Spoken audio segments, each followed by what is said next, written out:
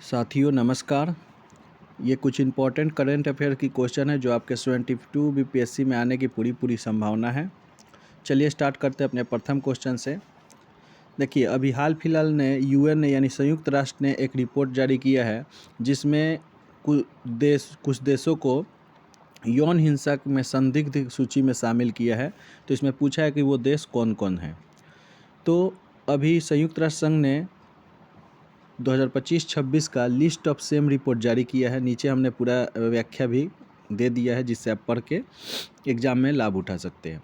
तो इसमें जो है कहा गया है कि जो इजरायली सेना है वो फ़िलिस्तीन के युद्धबंदियों पर और रूसी सेना जो यूक्रेन से युद्ध हो रहा है उसमें युद्धबंदियों पर जो है यौन शोषण बहुत ज़्यादा कर रहा है। तो इसके लिए इजराइल और रूस को जो है ये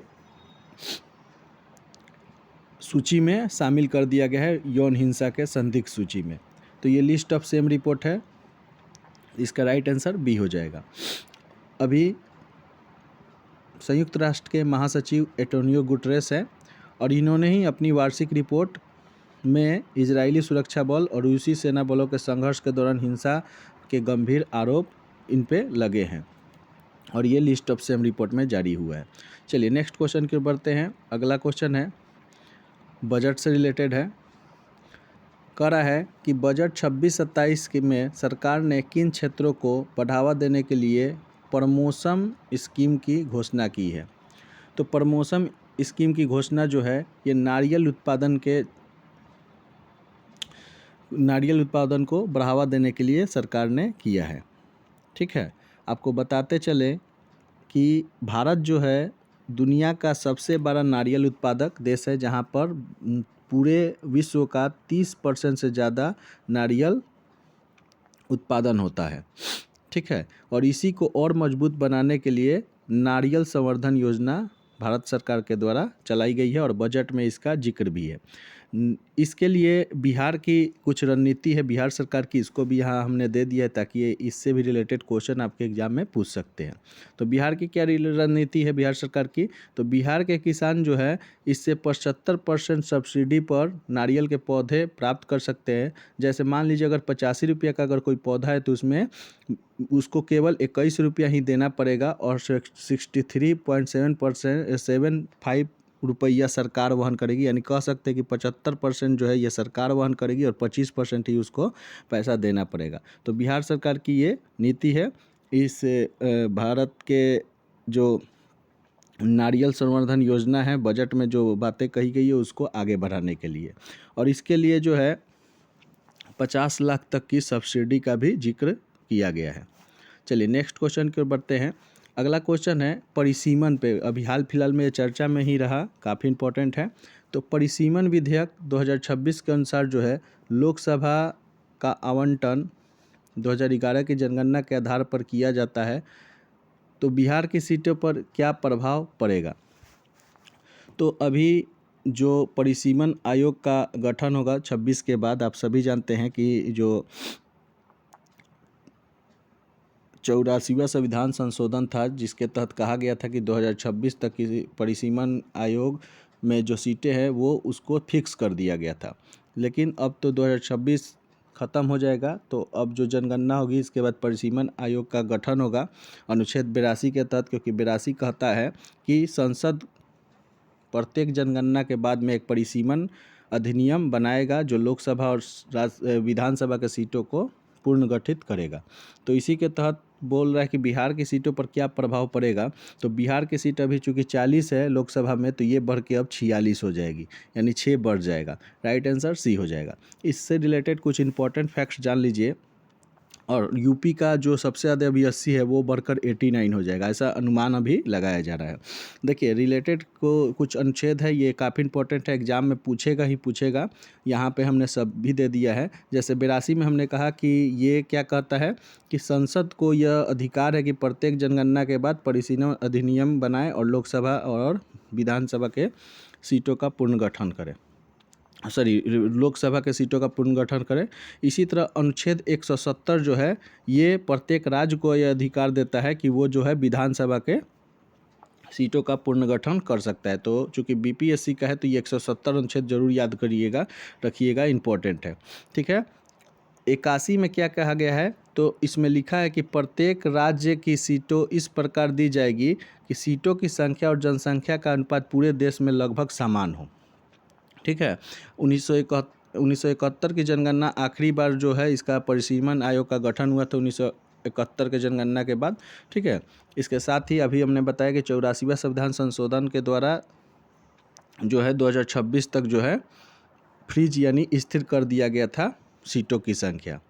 और ऐसा इसलिए किया गया था क्योंकि आप देख सकते हैं कि दक्षिण के जो राज्य हैं वो अपना परिवार नियोजन का विधि अपना के अपनी जनसंख्या को कंट्रोल रखें, जबकि उत्तरी भारत के राज्य ऐसा नहीं किए।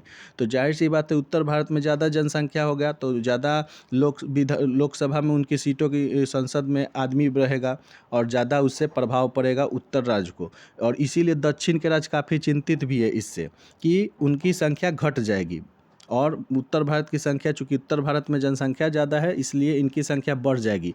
तो प्रभुत्व तो ज़्यादा उत्तर भारत का हो जाएगा, यानी बिहार, यूपी, एमपी और वेस्ट बंगाल ये सब का प्रभुत्व ज़्यादा हो जाएगा। और दक्षिण भारत में चूँकि वहाँ पे जनसंख्या नियंत्रण हुआ है, जनसंख्या ज़्यादा नहीं है, उन्होंने अपना परिवार नियोजन अपनाकर जनसंख्या कम किया है, तो उनकी जो जनसंख्या है वो कम है, तो सीटों की संख्या भी संसद में उनकी कम रहेगी, जिससे उनको काफ़ी नुकसान होगा। इसलिए हमेशा विरोध भी वो दक्षिण के जो भी राज्य केरल, तमिलनाडु, ये सभी, आंध्र प्रदेश, ये सभी कर रहे हैं।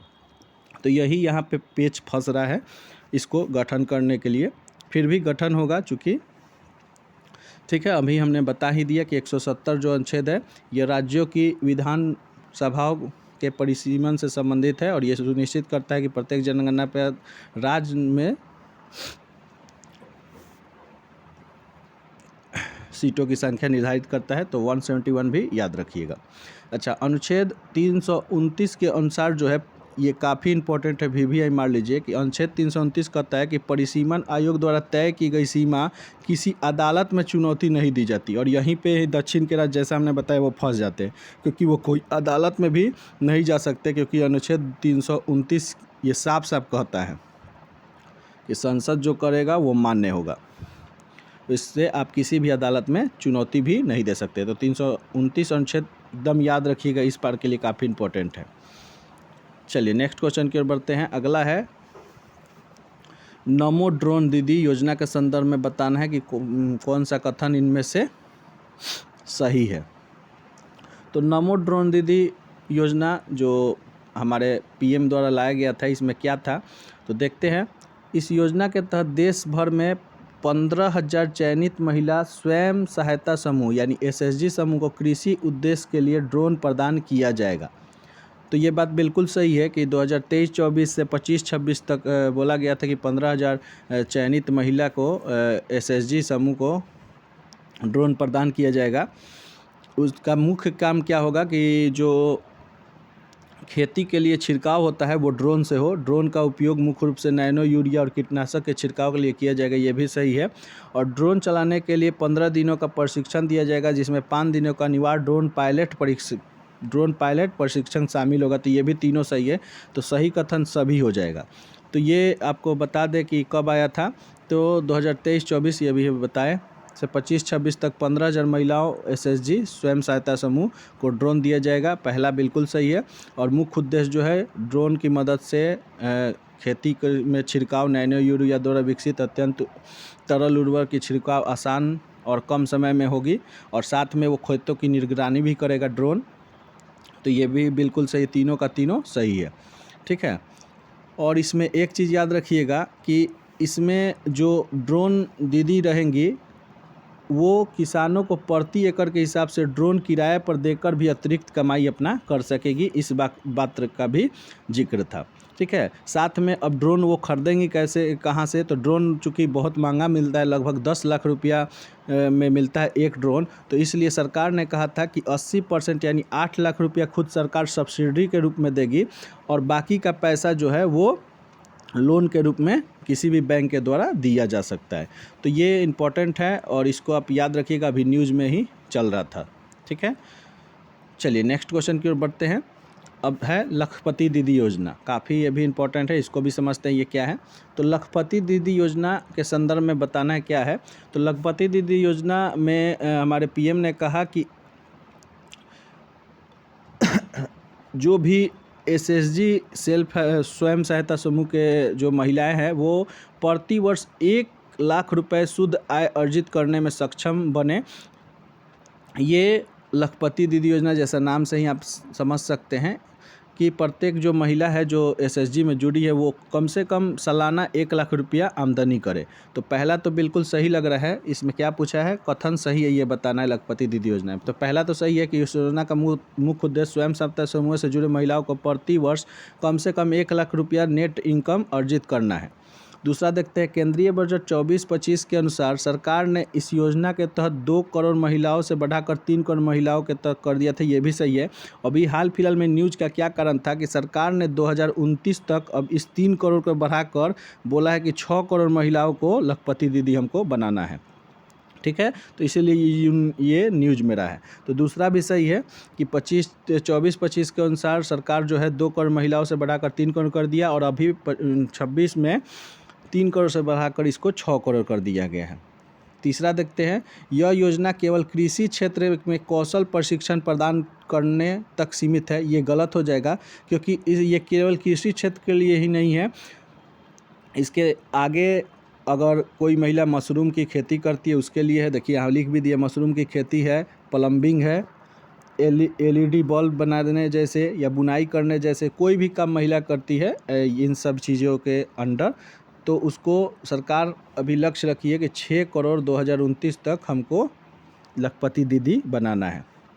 ठीक है, और इसमें एक और चीज़ याद रखिएगा कि बिहार सरकार जो है एक बहुत अच्छा मुकाम हासिल कर लिया गया। तो इसका राइट आंसर पहले बता देते हैं, 1 और 2 राइट आंसर होगा, 3 सही नहीं होगा, क्योंकि इसमें केवल कृषि क्षेत्र लिखा है। और जहाँ भी बीपीएससी में केवल शब्द देखिए तो वो ध्यान से आप जरूर पढ़िएगा, केवल में अक्सर गलती रहता है। ठीक है, तो इसका मुख्य उद्देश्य क्या था कि 1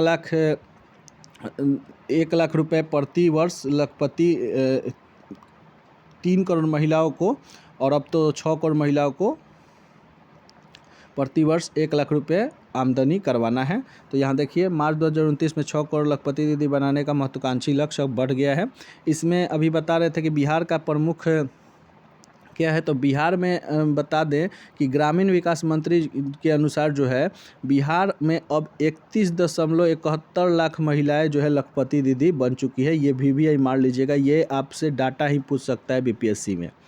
ठीक है, तो आप याद रख सकते हैं, 31.5 लाख महिलाएं जो है बिहार में केवल लखपति दीदी बन गई है। ये काफ़ी बड़ी बात है बिहार के लिए। चलिए नेक्स्ट क्वेश्चन की ओर बढ़ते हैं, और अगला क्वेश्चन है डीआरडीओ से हमने लिया है। ये सभी क्वेश्चन देखिए पीआईबी से लिया गया है और आपके एग्जाम्स के लिए काफ़ी इंपॉर्टेंट है। तो चलिए पढ़ते हैं अगला क्वेश्चन।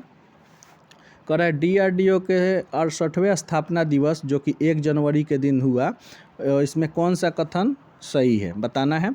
तो डीआरडीओ को 1 जनवरी 2026 को 68वां स्थापना दिवस, तो ये डेट ही याद रखिएगा कि 1 जनवरी 1958 को इसकी स्थापना होती है, और इस बार जो है 68वां स्थापना दिवस मनाया गया। तो ये पहला बिल्कुल सही है। इस अवसर पर रक्षा मंत्री सुदर्शन चक्र नामक एक महत्वाकांक्षी वायु रक्षा पहल की शुरुआत किया है।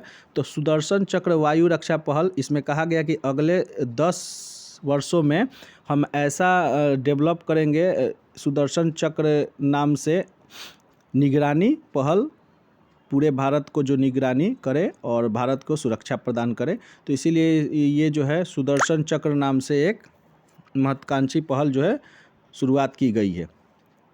नेक्स्ट है कि वर्ष 2025 में डीआरडीओ विकसित प्रणालियों के लिए लगभग 1.5 लाख करोड़ रुपए से के स्वीकृत की आवश्यकता को मंजूरी दी है, जो अब तक का सबसे है। तो ये भी सही है, राइट आंसर इसका डी हो जाएगा। सभी के सभी सही हैं। पढ़ लेते हैं क्या है।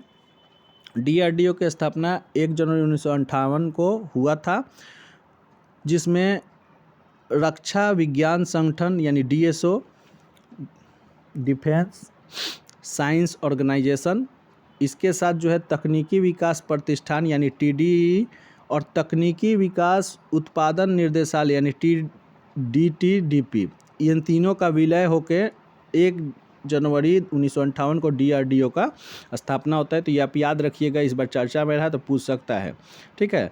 और इस बार 68वां स्थापना दिवस मनाया गया। सुदर्शन चक्र पहल क्या है? तो इस दिवस पर रक्षा मंत्री राजनाथ सिंह ने सुदर्शन चक्र का उल्लेख किया, जो प्रधानमंत्री द्वारा घोषित एक पहल है।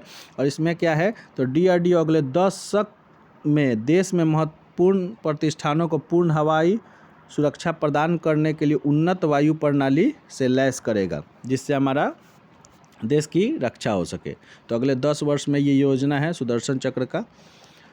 और अगला है, इस बार जो है सबसे ज़्यादा 1.3 लाख करोड़ रुपया का 22 AON यानी एक्सेप्टेंस ऑफ नेसेसिटी को मंजूरी दिया है, जो पिछले वर्ष से भी अधिक है। DRDO के बारे में पूछे तो DRDO का ध्येय वाक्य जो पूछ सकता है आपके एग्जाम में, तो याद रखिएगा DRDO का ध्येय वाक्य क्या है? बलस्यम मूलम विज्ञान है, यानी शक्ति का स्रोत क्या है? विज्ञान है। ये VVI है, याद रखिएगा। अभी आप कमेंट में बताइए कि DRDO के हेड कौन है, यानी अध्यक्ष कौन है, ठीक है। कुछ 2025 में DRDO ने महत्वपूर्ण चीज़ों को लॉन्च किया, मिसाइलें जैसे, तो प्रलय मिसाइल लॉन्च किया, जो कि सतह पे से सतह पर मार करने वाली मिसाइल है। इसी तरह आकाश NG को लॉन्च किया, पिनाका रॉकेट प्रणाली को लॉन्च किया। तो ये सभी इंपॉर्टेंट है 2025 में, इसको भी आप ध्यान रख सकते हैं। चलिए नेक्स्ट क्वेश्चन की ओर बढ़ते हैं। अब एक गेम से है, कॉमनवेल्थ गेम, जो कि इस बार जनवरी 2026 में आयोजित हुआ नई दिल्ली में। और ये जो है 28वें सम्मेलन था इस बार का। तो इसमें पूछा है कौन सा कथन सही है। तो देखते हैं, इस सम्मेलन का उद्घाटन प्रधानमंत्री नरेंद्र मोदी ने नई दिल्ली में संविधान सदन में किया। तो ये बिल्कुल सही है, नई दिल्ली में प्रधानमंत्री मोदी ने इसका उद्घाटन किया था संविधान सदन में। सम्मेलन का मुख्य फोकस जो है नैतिक AI और सोशल मीडिया गवर्नेंस है। तो ये भी बिल्कुल सही है। और इस कॉमनवेल्थ देशों के 50 से अधिक देशों ने इसमें प्रतिनिधित्व किए। तो ये भी बिल्कुल सही, यानी तीनों का तीनों सही दिया है। तो राइट आंसर इसका क्या हो जाएगा? 3 हो जाएगा। तो देख लेते हैं, प्रधानमंत्री ने 15 जनवरी 2026 को नई दिल्ली में 28वां कॉमनवेल्थ जो है इसका उद्घाटन किया। कहाँ पे? संविधान भवन में, ठीक है। सम्मेलन के दौरान नैतिक AI, सोशल मीडिया का शासन और संसदीय सुधार जैसे महत्वपूर्ण विषयों पर चर्चा हुआ।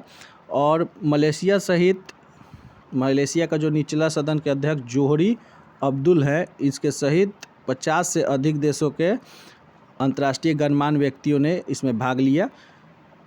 तो ये आपको याद रखना है, कौन सा था? 28वां था। कहाँ पे हुआ ये पूछ सकता है। तो BPSC ऐसे ही सवाल अब दे रहा है। आशा करते होंगे ये वीडियो काफ़ी अच्छा लगा होगा। कमेंट में बताइएगा कि अगला वीडियो आपको हिस्ट्री पॉलिटी में ऐसे ही चाहिए, तो ज़रूर लिखिएगा। Thank you. फिर कल नेक्स्ट करंट अफेयर लेके हाजिर होंगे।